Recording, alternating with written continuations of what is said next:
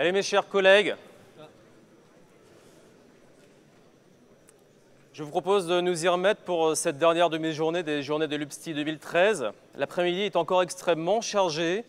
Nous avons de belles présentations à écouter encore une fois. On va commencer par la remise du prix de l'innovation qui va être animée par David Violo, qui est le grand gagnant de ce prix en 2009. Suite à quoi on aura une présentation de l'enseignement des sciences de l'ingénieur à l'international faite par Grégory Cid. Puis nous aurons deux interventions de deux inspections générales. La première faite par Laurent Chéneau, inspecteur général de maths chargé de l'informatique, qui nous parlera des programmes d'informatique dont nous avons déjà parlé ce matin. On enchaînera avec celle de Norbert Perrault, doyen du groupe STI, qui nous parlera des évolutions du programme de sciences de l'ingénieur. Et puis nous clôturerons par une intervention de Daniel Filâtre, qui est conseiller spécial de Madame la ministre de l'Enseignement supérieur et de la Recherche, qui viendra nous parler des évolutions de la structure des classes préparatoires, notamment via la loi de l'enseignement supérieur qui a été votée récemment à l'Assemblée nationale. Mais donc on va commencer par la remise du prix de l'innovation. David, c'est à toi. Bonjour à toutes et à tous. Donc nous allons procéder au prix, à la remise du prix de l'innovation pédagogique 2013. Alors ce prix a été initié en 2009 par François Weiss.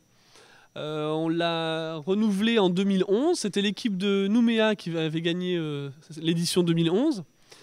Et le but de cette remise de prix, c'est de récompenser, de gratifier des projets qui ont pu être mis en ligne sur le site de l'UBSTI ou alors montrés à diverses occasions.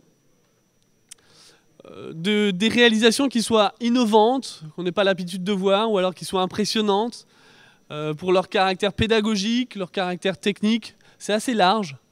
Vraiment, l'idée, c'est de faire connaître vos travaux. Donc cette année, 4 projets ont été retenus. D'autres n'ont pas voulu participer. C'est regrettable, mais ils seront candidats pour l'édition 2015. En tout cas, ça permet vraiment de montrer le travail qui a été réalisé, des travaux de très grande qualité. Donc je remercie vraiment les 4 participants qui ont bien voulu se prêter à ce jeu-là. Ils ont fait un petit travail de mise en ligne de leurs travaux sur le site de l'UBSTI et une petite présentation. Donc je vais les appeler un à un et ils viendront présenter leur projet. Donc il y a eu beaucoup de votants sur ce prix de l'innovation, plus de 100. Et à la fin des 4 présentations, je remettrai ce prix d'innovation pédagogique aux grands gagnants.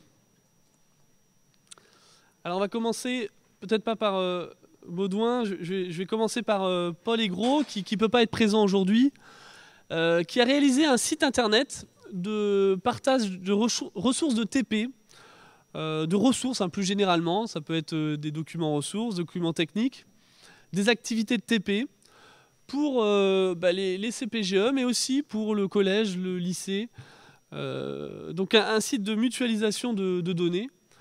Et donc, une fois que vous vous êtes inscrit sur ce site, vous avez un compte où vous allez pouvoir sélectionner des TP qui sont partagés, les copier dans votre espace, les retravailler si nécessaire, en générer des PDF, les publier pour les élèves, etc.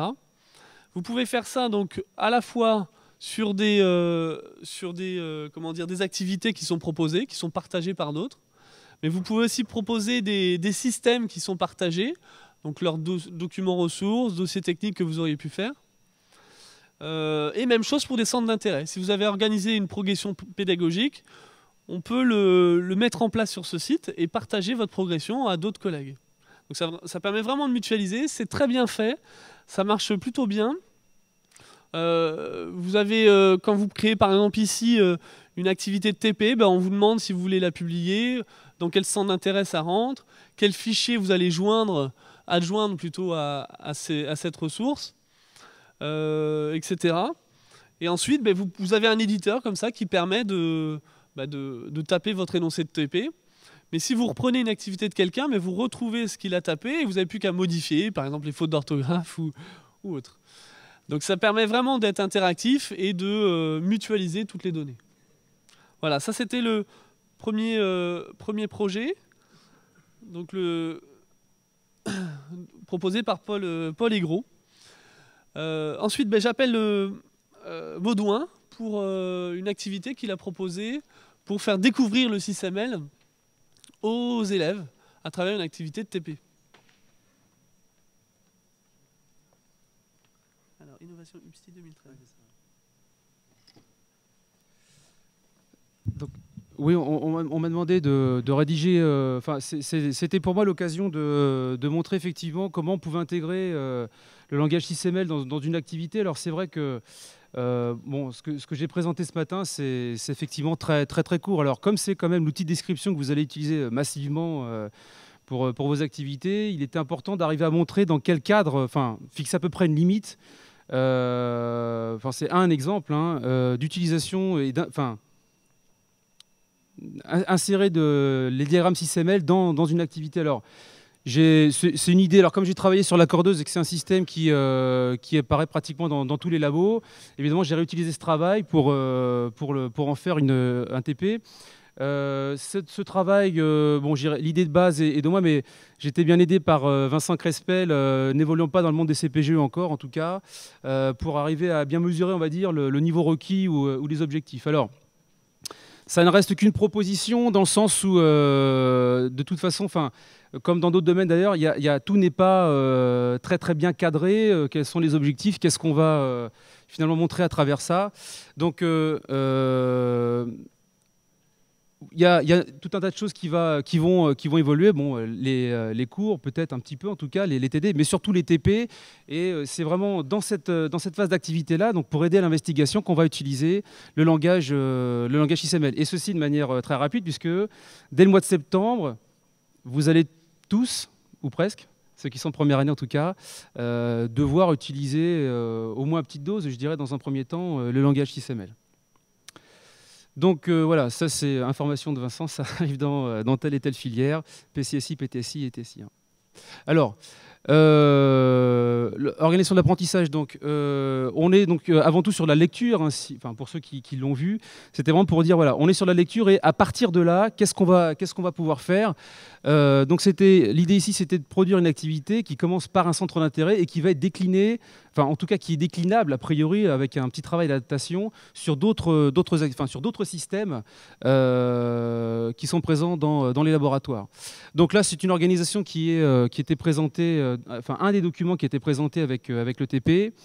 Alors là, c'est Vincent qui a organisé ça, évidemment. Moi, j'ai d'autres organisations au sein du BTS informatique, mais c'était d'arriver donc à utiliser SysML dans une organisation temporelle qui permettait donc de l'insérer dans tout un tas de systèmes.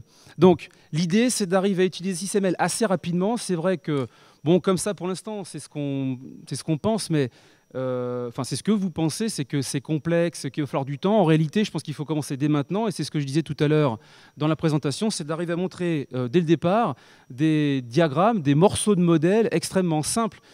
Quand vous êtes dans un domaine, il y a au moins une première phase, c'est déjà pratiquement l'apprentissage du vocabulaire.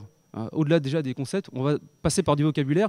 Ici, ça va être la notation SysML que vous allez pouvoir commencer à insuffler à travers quelques diagrammes simples au sein de vos TP. Donc avec le TP, je ne vais pas redécrire ici, pour ceux qui ne l'ont pas lu, je vous invite à aller lire sur le site de l'UBSTI. L'idée, c'était de ne pas utiliser, on va dire formellement de cours, ou en tout cas quelque chose de présenté assez rapidement, peut-être en 1 ou 2 heures, pour, on va dire, présenter l'idée du langage SysML, et à partir de là, comme ça a été fait dans le texte, de donner des clés de lecture au sein du texte de TP. Et sur des diagrammes simples, type diagramme de bloc, a priori, il n'y a pas de difficulté particulière à ce que les étudiants, les élèves arrivent à lire ce genre de choses. Et ça va vous donner, sur un diagramme de bloc avec 3-4 morceaux, déjà un bout d'organisation, donc l'idée d'organisation, qu'il y a des modules, en tout cas, qui interagissent entre eux. Ça va donner déjà des premiers éléments.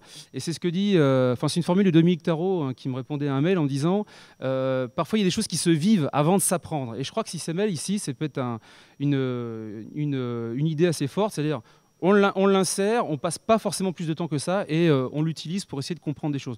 Donc là, c'est une organisation qui a été proposée par Vincent sur des systèmes de laboratoire en utilisant SysML au départ de la formation en CPGE. Structure. Donc, qu'est-ce que j'avais Oui, donc on a proposé donc plusieurs documents. Hein. Les étudiants ont à disposition le modèle SysML de la cordeuse. Donc, avec le logiciel, je crois qu'il ne faut pas hésiter à leur mettre les mains à la pâte tout de suite. Alors, je ne l'ai pas dit ce matin, mais ça ne reste qu'un avis personnel, je le précise bien. De tous les logiciels que j'ai pu utiliser et tester, mon seul objectif était d'avoir un outil ergonomique permettant de travailler pour un enseignant, mais aussi pour un élève, ces activités. Et au sein de Magic Draw, je l'ai montré à ceux qui ont... Enfin, vous verrez si vous regardez la vidéo de la formation, vous avez la possibilité d'intégrer tout un tas de documents, notamment des PDF pour les documents, des ressources, mais aussi des éléments comme par exemple des modèles 3D, des fichiers SolidWorks que vous pouvez lancer en utilisant le logiciel. Donc une activité peut être préparée en grosse partie en utilisant ce logiciel-là. Donc le texte du TP, puis évidemment un petit document ressources pour l'utilisation de Magic Draw, le retour d'expérience avec les élèves de STI2D montre qu'ils n'ont pas de difficulté ou de soucis à l'utiliser. De toute façon, même s'il y avait quelques modifications apportées sur un modèle, ça reste à la marge, et même si le lien n'est pas dans le bon sens, même s'ils l'ont pas, en cas de modification, fait dans le bon sens. C'est ce que je disais ce matin, on cherche à insuffler une culture ingénierie système. Voilà, on ne cherche pas à la fin de la formation CPGE à en faire des ingénieurs système. C'est ce que disait l'industriel hier, hein, il y a entre 5 et 10 ans pour avoir quelqu'un qui a de l'expérience. Pardon. Donc voilà sur l'idée, bon, ça reste quelque chose qui est largement discutable dans ce qui a été produit. Voilà.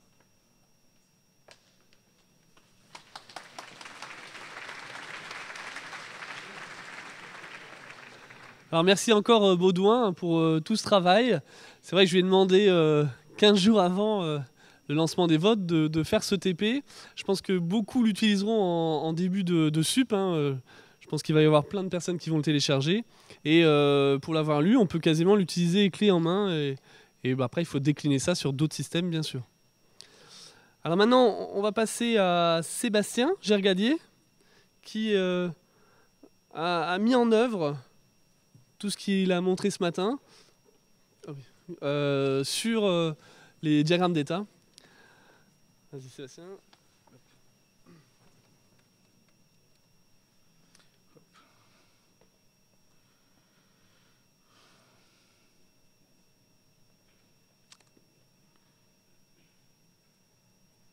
Bon, admettons. Bon, je sais pas ce qui va se passer là. Hop. Alors, oui. Rebonjour. Il marche le micro là? Oui, ok. Effectivement, donc les activités que j'ai montrées ce matin, alors certaines étaient essentiellement destinées pour les classes préparatoires, mais en fait, j'ai pu aussi les adapter pour des premières SSI sous la forme de mini-projets. Donc je ne vais pas repartir du ventilateur Dyson, mais on peut tout à fait faire la même chose sur plein d'autres supports. Hein. Un panneau solaire, un système de rééducation du genou, et ici un simple pommeau de douche à LED, à couleur. Donc c'est essentiellement celle-ci que je vais un tout petit peu développer ici. L'objectif, c'est qu'on peut développer les mêmes compétences sur des supports complètement différents, avec les savoir-faire qui sont parfaitement identiques. Hop, voilà. Donc l'organisation, donc là c'est essentiellement, c'était pour une classe de première SSI. Hein. L'organisation des mini-projets, donc c'était des groupes de 3-4 élèves. C'est les élèves qui choisissaient le support. Et je passais à faire une phase de lancement de 15 minutes par groupe. Donc ça durait 8 heures en tout. Les objectifs, donc, c'était mettre en œuvre une démarche d'ingénieur, de la façon aussi d'intégrer cette démarche dans leur tête. La démarche était globalement plutôt proposée, puisque finalement c'est que le début de la formation, et afin qu'ils puissent caractériser les écarts, donc là vous êtes très familier là-dessus, et de développer aussi l'autonomie. Alors, ah zut. Ah ben en fait il manque toutes les images, voilà. Bon, je sais pas ce qui se passe. Ouais, bah il n'y a pas les images. Bon bah tant pis. En fait, donc c'était sur le pommeau de douche, voilà. On va faire sans les images. L'idée, c'était un peu dépasser simplement l'outil graph d'état pour décrire le comportement d'un système, puisque ça, ils avaient déjà fait un peu en TP, on va dire, de formation. Ici, c'était un petit mini-projet où vous allez réutiliser ça, sauf que globalement, les expérimentations qu'ils avaient à faire sur, par exemple, le ventilateur Dyson, le schéma de câblage, tout était donné, donc ils avaient juste à faire. Là, c'était un peu de leur propre initiative, d'essayer de voir comment ils allaient faire. Donc ici, ce que j'ai fait, c'est j'ai fait acheter 6 pommeaux de douche, alors ça coûte rien du tout, hein, entre 9 et 10 euros, et ils les ont démontés. Voilà. L'objectif, c'était de démonter, voir qu'est-ce qu'il y avait à l'intérieur, comment c'était fait. Et ils ont vu qu'il y avait une thermistance. Alors le principe de fonctionnement est très simple, hein. On vient mesurer la température de l'eau. Ça donne une résistance électrique qui varie. On vient convertir cette variation de résistance en une tension électrique. On vient faire l'acquisition et va la comparer à des valeurs. Et le comportement est décrit par un graphe d'état. Et on vient allumer une LED RVB, une LED rouge, vert, bleu. Voilà. Donc l'objectif était de, entre guillemets, refaire un pommeau de douche à leur manière avec ça. Donc du coup, il y avait différentes étapes qui n'étaient pas forcément évidentes pour certains élèves, et puis plus familiers pour d'autres, de comprendre qu'une température, on allait la convertir en une grandeur électrique, enfin une variation de résistance, puis cette variation de résistance, on allait la transformer en une variation de tension qui allait être contrôlée pour allumer une LED. Enfin, ce n'était pas forcément toujours très simple pour tout le monde, mais globalement, c'était plutôt pas mal. Donc du coup, à chaque fois, ils pouvaient faire des essais. Donc en fait, je leur ai donné une thermistance à côté. Voilà, ils ne connaissaient pas la référence, ils ont fait des essais, ils sont allés voir sur Internet ce que c'était, comment ça marchait, vérifier que les courbes qu'ils obtenaient, est-ce qu'ils arrivaient à trouver une thermistance qui ressemblait à ça. Donc c'était plutôt intéressant. Le bilan, puisqu'on n'a pas les images, je suis désolé, je les ai sur mon PC, mais là, je ne sais pas pourquoi elle ne veut pas passer. Voilà. Le bilan, c'est que cette pédagogie, entre guillemets, par mini-projet, tout le monde tous les groupes se sont bien motivés entre eux. Alors à la fin, j'ai dit que de toute façon, les deux meilleurs groupes, ils gagnaient un pommeau de douche. Alors voilà, c'est la petite récompense, c'est rien du tout, mais voilà. Alors, je ne sais pas si c'est ça qui les a motivés ou pas. Ils ont l'impression de créer un produit, voilà. Ils se sont sentis quasiment comme des futurs ingénieurs en termes de conception. Le regret que moi j'ai, c'est qu'ils ont fait pas mal d'expériences, et malheureusement, comme on le constate bien souvent dans les TIPE, le côté expérimental, les activités expérimentales, ils n'en parlent pas assez. Voilà. Donc ça, c'est plutôt le point, je l'ai mis en rouge parce que c'est un point pas terrible.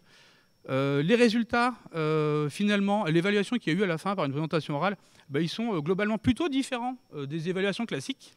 Donc comme quoi, tout le monde ne raisonne pas, n'a pas la même intelligence. Une bonne répartition des rôles. Ils ont réutilisé ce qu'ils avaient fait pour leur TPE. Et puis, on a eu des présentations orales. J'ai mis de grande qualité, mais c'était même des fois bien plus que ça, quoi. Voilà. Alors, est-ce qu'on pourrait faire la même chose en classe préparatoire aux grandes écoles? Oui, hein, je pense que pour les filières PTSI, PT et TSI, ça se fait déjà un peu. Pour les PSI, pourquoi pas, hein. De toute façon, ça sera adapté en fonction du volume horaire. D'adapter les objectifs et la taille de la démarche en fonction du public. De cadrer clairement les objectifs au départ, puisque parfois ça peut partir un peu dans tous les sens, et c'est globalement assez chronophage. Il faut arriver pour l'enseignant de trouver un compromis entre le guidage des activités qu'on va leur demander de faire, donc de la démarche qui est un peu proposée, et puis laisser la liberté aussi aux élèves pour l'inventivité. Et ce genre de mini-projet avec des objectifs un tout petit peu différents des TP classiques par rapport au programme, on pourrait le mettre en place dès le début de l'année, qui serait possible d'utiliser au deuxième semestre dans les TIPE. Voilà. Merci.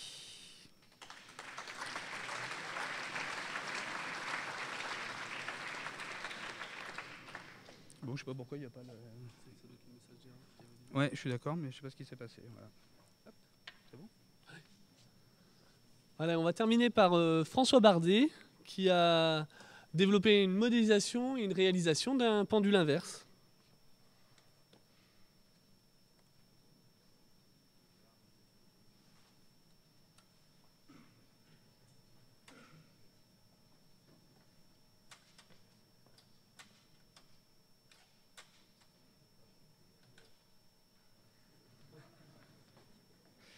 Bonjour à tous. Je vais vous présenter un système qui a été réalisé et qui est en exploitation, qu'on exploite au lycée Blaise Pascal à Clermont-Ferrand.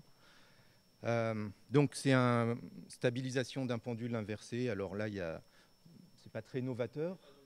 Je suis pas dans le micro. Donc, stabilisation d'un pendule inversé. Alors, c'est un problème de robotique très très classique, dont les applications sont assez nombreuses. Et ce qu'on veut en faire, c'est des exploitations pédagogiques diverses, en cours, en démonstration, en TP, en TD, en TIPE. Alors, je vous disais, ce n'est pas novateur. La preuve, on a des systèmes commercialisés, que j'en cite 3 parmi d'autres, assez chers d'ailleurs. Et moi, ce que j'ai voulu proposer, c'est un système à bas coût, mais pas seulement à bas coût, aussi un système qui est très très ouvert, dont le prof a la maîtrise totale. Alors, inconvénient, je vais commencer par ça. Je vais partir sur de la mécanique à bas coût, donc on va avoir des frottements, hein. On n'est pas sur des choses de très haut de gamme. Si c'est pas cher, le prof va compenser, et donc il y a un peu d'huile de coude à mettre là-dedans. Et si le système est ouvert, il n'est pas non plus complètement figé, complètement cadré, et donc on risque de souffrir de problèmes de fiabilité par rapport au système à 10 000 € qu'on a vu tout à l'heure. Par contre, avantage, on est sur quelques dizaines d'euros de composants, ce qui fait qu'on peut en avoir plusieurs. L'enseignant maîtrise tout. Et on va pouvoir faire différentes choses avec ce système qui est complètement ouvert, hein. On va pouvoir changer le contrôleur, on va pouvoir adapter la mécanique, le code, tout. Et puis, comme je l'ai apporté ici, c'est tout léger, c'est tout mobile. Et puis, on est sur des toutes petites énergies mises en œuvre, donc on n'a pas de problème de sécurité.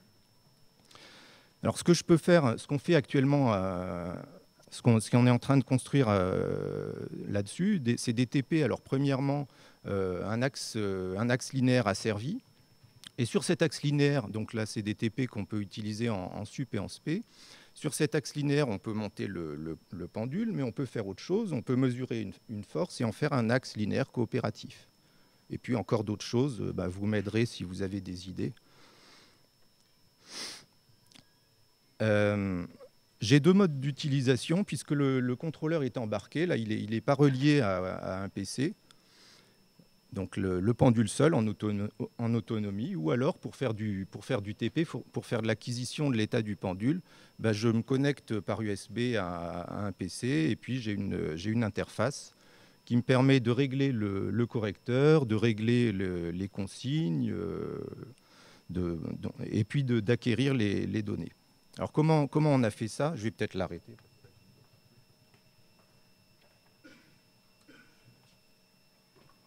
Comment on a fait ça? Pour tirer les coups, hein, on a récupéré un axe linéaire motorisé existant. On a ajouté juste une petite articulation, un codeur et un pendule. On a ajouté un microcontrôleur, une petite carte de puissance et un codeur pour l'angle du pendule. Et voilà. Et pourquoi la vidéo ne tourne pas? Enfin, vous n'avez pas besoin de la vidéo puisque la démo est là. Et puis voilà l'interface. Alors voilà une interface qui est sous LabVIEW. Mais enfin, si vous ne voulez pas LabVIEW, j'en ai fait une précédemment qui était sous un logiciel libre. C'était un peu moins joli. Mais voilà, donc avec ça, on sort les états du pendule dans les graphes à droite, la commande du moteur. Et puis à gauche, vous avez tous les réglages du PID, si c'est un PID, mais on peut coder un autre contrôleur. Et puis on peut, en bas à gauche, on peut commander le chariot pour lui demander de suivre des signaux types, sinus, échelon, etc. Alors voilà où j'en suis. Je suis aussi en train de monter un peu en gamme, parce que c'est bien, mais c'est très, très, très frottant, très non linéaire. Donc monter un peu en gamme, mais en restant sur des coûts maîtrisés, on va dire. Voilà un banc linéaire construit avec des composants standardisés. On est un peu plus cher. On va également mettre une motorisation industrielle, donc on va être sur du plus 200, 300, 400 €, mais ça reste très, très maîtrisé. Et puis, je voulais l'apporter, mais je pense que ça aurait été trop court. Dans le même esprit, j'ai un banc d'asservissement en position et en vitesse rotatif. Même esprit, même interface, celle-là. Donc, on passe facilement de l'un à l'autre.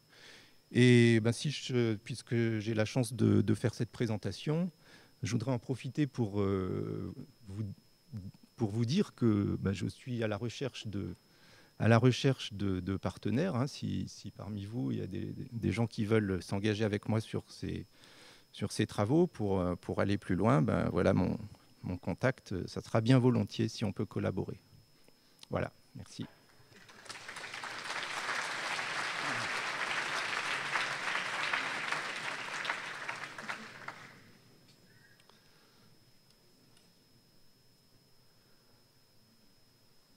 Voilà, donc merci encore à tous les quatre pour ces travaux de très grande qualité.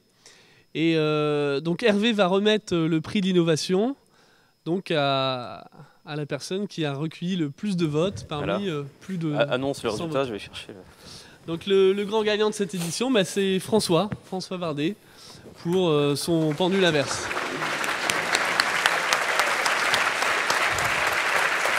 François, viens François. Voilà François, toutes mes félicitations. Je pense que la plupart des collègues, non tous les collègues, y compris ceux qui nous regardent à la télévision, ont été impressionnés par ce que tu as fait.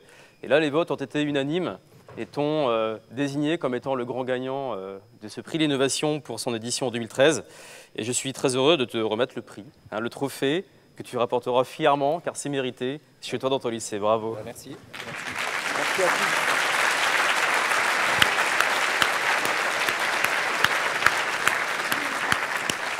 Bravo François.